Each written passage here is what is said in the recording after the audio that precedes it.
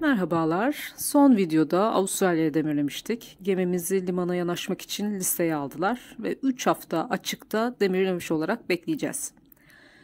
Ses kaydını buradan ayrıldıktan sonra kaydettiğim için henüz 3 hafta burada bekleyeceğimizi şu anda bilmiyoruz. Çünkü limandan net bir bilgi vermiyorlar. Sadece 20 gün kadar tahmini bir bekleyiş olacağı söylendi. Bunun nedeni limanda bu kadar çok gemi için yer olmaması ama zaman verememeleri tamamen onlarla ilgili. Bu bekleyiş sırasında çeşitli videolar çektim. Burada bir dolunay akşamını görüyorsunuz ya da görmüyorsunuz. Çok güzel bir geceydi, o yüzden pek bir şey belli olmamasını göze alarak bu video ile başladım. Tahmin ederseniz ki gemi sık sık şiddeti değişen fırtınalara girer ve sallanır. Elbette bu genellikle açık denizde seyir halindeyken olur. Bazen de bugünkü gibi sivel dediğimiz derin dalgalar sonucu denizin görüntüsü kıpırtısız olmasına rağmen oldukça sallanırız. Köprü üstünde çektiğim bu videoda denizin ve ufuk çizgisinin değişiminden sallantıyı bir nebze anlayabilirsiniz sanıyorum.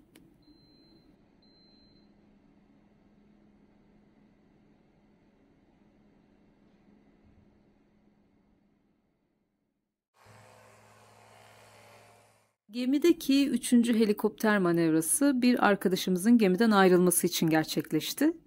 Personel değişimleri zorunlu kalmadıkça helikopterle pek yapılmaz. Çünkü masraflı bir yolculuktur ve gerekli haller dışında personel değişimi için uygun liman beklenir. Giden arkadaşımız aslında gemi personeli değil, teknik bir durum için bir süredir gemide bizimle beraberdi. Buradaki işi bitmişti, onu da bu şekilde uğurladık. Avustralya'ya ilk gelişim. Lakin karaya ayak basma fırsatım olmayacak. 3 hafta boyunca açıkta demirde beklememize rağmen limana yanaştıktan sonra işimiz çok kısa sürecek ve dışarıya çıkamayacağız. Kontrat süresi boyunca, yani bu gemideki tüm seferlerimiz süresince Avustralya'ya 2 kez gelerek uzun süre demirde bekleyeceğimiz günler olacak. Bu nedenle defalarca helikopter manevraları göreceğiz. Bunlar ilkler olduğu için sabırla tüm manevrayı kaydetmişim. Çekim çok iyi olmasa da. Sonraki helikopter gelişleri ziyadesiyle normalleştiği için bazılarında lumbuzdan şöyle bir bakmakla yetindim. Hızlandırarak da olsa buraya eklemiş oldum. Bu arada şu anda bu ses kaydını aldığım anda yani seferdeyiz. Dışarıda yani güvertede raspa yapılıyor. Geminin de kendine has sesleri var, o yüzden steril bir ses kaydı olmayabilir. Yani arkadan hala sesler geliyor olabilir bu ses kaydında.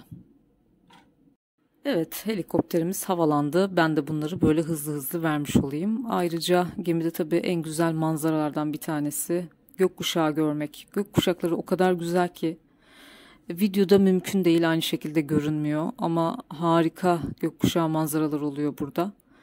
Evet, en güzel gökkuşaklarını gemide gördüm tabii. Şu anda da kötü de olsa gökkuşağını izliyorsunuz.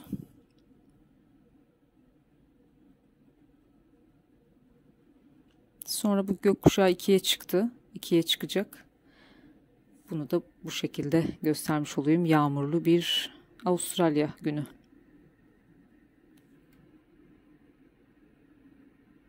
Gemilerde belirli periyotlarda talimler yapılır. Bunlar acil durumlara hazırlıklı olmak için önemlidir ve aynı zamanda zorunludur da. Videoda görülen bir talim değil ama bir hatırlatma olarak ikinci mühendisimiz bana kurtarma botunu ve filikayı nasıl çalıştıracağımı anlatıyor. Ben de deneyerek öğreniyorum. Bu arada bulunduğumuz gemiye ilk gelişimiz. Denizcilerin bağlı oldukları şirkete göre çalıştıkları, yani gönderildikleri gemiler değişebilir. Ama ben burada kendi deneyimlerimden bahsettiğim için kaç kez gemiye çıkıp indiğimi şöyle bir düşündüm. 7 farklı gemide yaşamışım sanırım şimdiye kadar ve bunlardan sadece 2 gemiye ikinci kez çıkmışım. Her seferinde, her kontratta farklı bir gemiye çıkmış olduğumuzu söylememin nedeni şu. Her seferinde tabii gemilerle birlikte filikaların tipi de değişiyor ama birbirlerine çok benziyorlar. Tabii ki herhangi bir acil durumda bu iş bana kalmayacaktır. Kalmaz yani. Yine de öğrenmemin bir sakıncası yok. Şu an içinde bulunduğum filikayı birazdan uzaktan göreceğiz.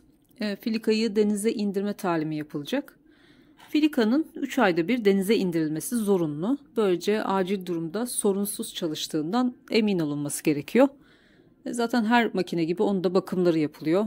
Bu talim oldukça uzun sürecek. Denizcilerin onu indirirken çok dikkatli olması gerekiyor. Maalesef böyle anlarda yaşanan ölümcül kazalar var. Bu anlamda en kötü örneklerden bir tanesi Tuzla'da yaşanmış bir kaza. Yapılan test için kum torbaları konması gerekirken Filika'nın içine insanlar yerleştirilmiş. Bu test insanlarla yapılmış. Tamamen bilinçsizlikten kaynaklanan bir insan hatası bu. Çok acı maalesef. Bu kaza 2008 yılında gerçekleşmiş ve ölenlerin yakınlarına sabırlar diliyorum.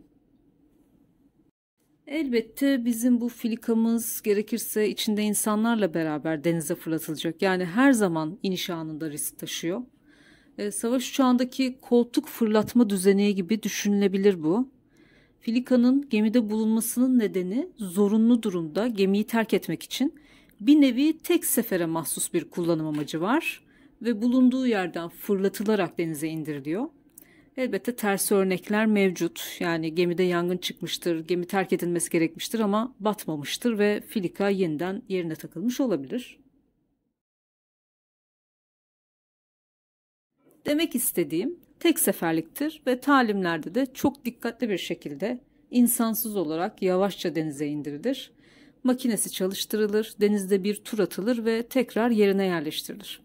Bu arada indirildikten sonra boş olan Filika'nın çalışma testini yapmak için bir denizci çarmıh merdivenlerinden iner ve denizin üzerindeyken Filika'ya biner. Gelmişken çarmıhtan da bahsedeyim o zaman. İlginç bir ismi var. Çarmıh gemiden sarkıtılan halattan yapılmış merdivenine verilen isimdir. Lakin gemi boşsa yani yüklü değilse çarmıhtan inmek çok zordur. Çünkü geminin boş olmasıyla dolu olması arasında 8 metrelere varan farklar var. Buna geminin draftı deniyor. Bu draft da ayrı bir konu. Bunu belki daha sonra bir yerlerde bahsederim. Tek bir videoda gemi literatürü bombardımanı olsun istemiyorum. Diyelim ki draftımız az, yani gemi çok yüksek. O zaman Filika'nın yanına inecek kişi denize indirilmesi daha kolay olan kurtarma botu ile Filika'nın yanına gidiyor. Ki zaten bu kurtarma botunun da kontrollerinin yapılması gerektiği için o da suya böylece indirilmiş oluyor. Tabii gemide birçok farklı talim türü var. Bu gördüğünüz suya Filika bot indirmeli talimler için mümkünse iyi hava koşulları yakalanmaya çalışılır. Mecbur kalmadıkça da sallantılı zamanlara denk getirilmez. Bugün bu iş için hava hiç de fena değil. Bu arada hava o kadar sıcak ki tabii ki siz çalışanları burada tulumlarıyla görüyorsunuz. Çünkü çalışırken de güvenlik nedeniyle böyle tulum giymeleri gerekiyor. İnce ama her yerlerini örten tulumları var. Fakat hava çok sıcak şu an.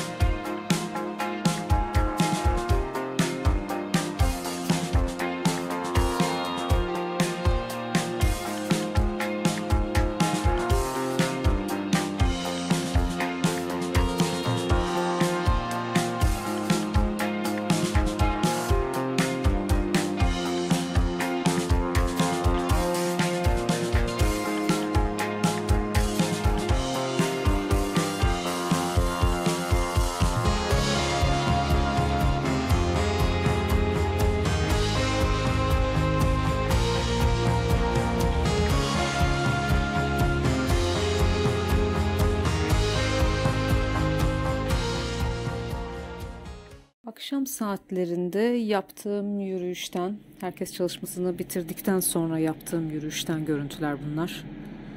Şu anda gemimizin yaşam mahalli görünüyor. Gemide hayatın geçtiği kısma yaşam mahalli deniyor.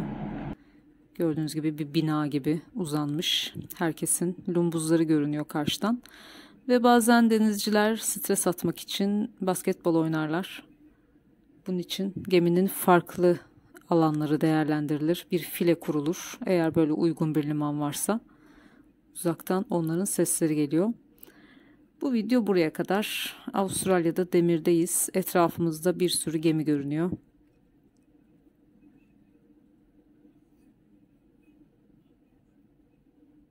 Teşekkürler.